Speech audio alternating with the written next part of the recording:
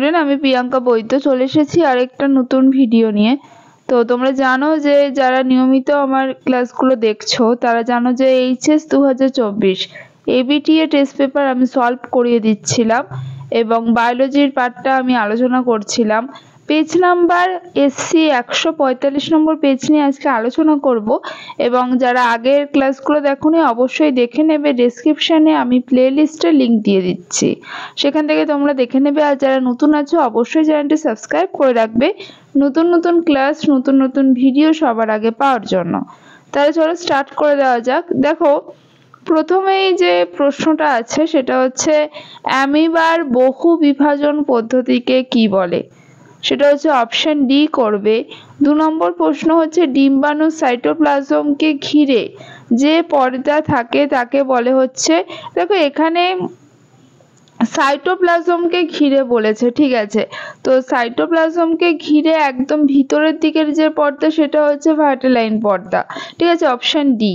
কিন্তু তোমরা একদম বাইরের দিকে রয়েছে হচ্ছে কর্নার রেডিয়াটা, তারপরে জোনা পেলেসাটাও হচ্ছে তোমাদের বাইরের দিকে রয়েছে। তো সাইটোপ্লাজমকে ডাইরেক্টলি ঘিরে যদি থাকে তো অপশন ডিটাই আমার মনে হচ্ছে ঠিক অ্যান্সার হয়ে যাবে এখানে, ঠিক আছে।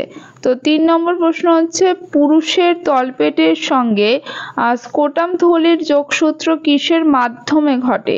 দেখো এখানে কিন্তু তোমাদের জানো যে এখানে তোমাদের লেখাই আছে, ওখানে হচ্ছে ইঙ্গুইনাল ক্যানাল এর মাধ্যমে স্পার্মাটিক কটের দ্বারা তোমাদের ওই তলপেটের সাথে যুক্ত থাকে। তো এখানে বলতে গেলে দুটোই সঠিক হওয়া উচিত, কিন্তু তোমরা এখানে অপশানে এটা করতে পারো, ঠিক আছে। তো এক্স্যাক্ট যদি কিসের মাধ্যমে যোগসূত্র থাকে তো সেটা হচ্ছে স্পার্মাটিক কডই হচ্ছে, ঠিক আছে। তো 4 নম্বর প্রশ্ন হচ্ছে এমন কিছু প্রশ্ন আসছে যেগুলোতে দুটো অপশন হতে পারে, মানে দুটোই সঠিক মনে হচ্ছে। তো আমার যেগুলো মনে হচ্ছে সঠিক আমি কিন্তু সেইগুলোই তোমাদের বলছি। 4 নম্বর হচ্ছে অটোসোমাল প্রচ্ছন্ন রোগের উদাহরণ হলো, সেটা হচ্ছে অপশন ডি থ্যালাসেমিয়া, ঠিক আছে। 5 নম্বর প্রশ্ন হচ্ছে টান্ডন সিনড্রোম জন্য যৌন ক্রোমোজোমের উদাহরণ হলো, সেটা হচ্ছে অপশন ডি, ঠিক আছে, একটি এক্স ক্রোমোজোম অ্যাবসেন্ট থাকে।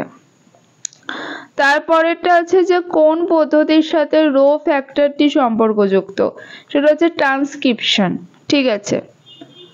নেক্সট প্রশ্ন হচ্ছে নিচের কোনটি অভিব্যক্তি সব থেকে বড় প্রমাণ বলা হয়েছে? তো এখানে দেখো যে বড় প্রমাণ বলতে গেলে জীবাশ্ম এবং সেখানে অঙ্গ সংস্থানগত বৈশিষ্ট্য সেটাও কিন্তু হতে পারে, ঠিক আছে।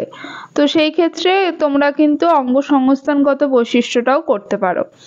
তারপরে হচ্ছে যে অ্যান্টিবডির প্রাথমিকভাবে অ্যালার্জি প্রক্রিয়ায় অংশ নেয় সেটা হচ্ছে আইজিই।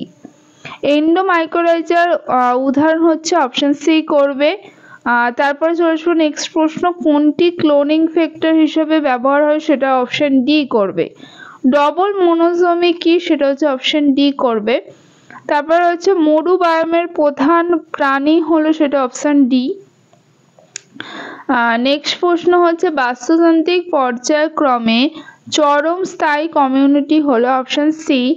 তারপরটা হচ্ছে মন্ট্রিল প্রোটোকলের উদ্দেশ্য হচ্ছে অপশন এ ওজোন স্তর রক্ষা করা, ঠিক আছে।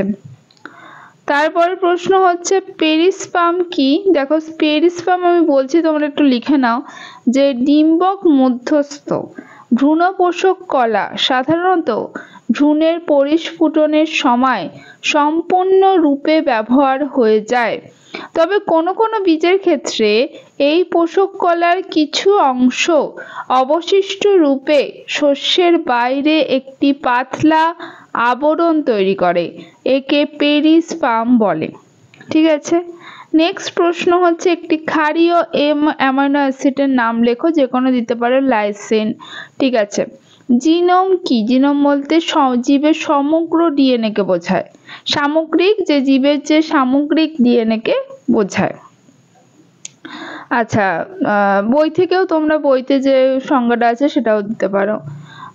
হাপা কি? হাপা হচ্ছে তোমাদের মাছের প্রজননের জন্য লাইনেলের জালের তৈরি ওল্টানো মশারির মতো যে আধার জলের মধ্যে টাঙানো হয় তাকে হাপা বলে, ঠিক আছে। সন্ধানজাত প্রক্রিয়া খাদ্যদ্রব্য হচ্ছে পাউরুটি, কেক এইগুলো। এবং সাইলেন্ট ভ্যালি কোথায় অবস্থিত, সেটা হচ্ছে কেরালা। তাহলে এই ছিল আজকের প্রশ্ন। আজকের মতো তাহলে টাটা, নেক্সট ক্লাসে খুব তাড়াতাড়ি হাজির হব।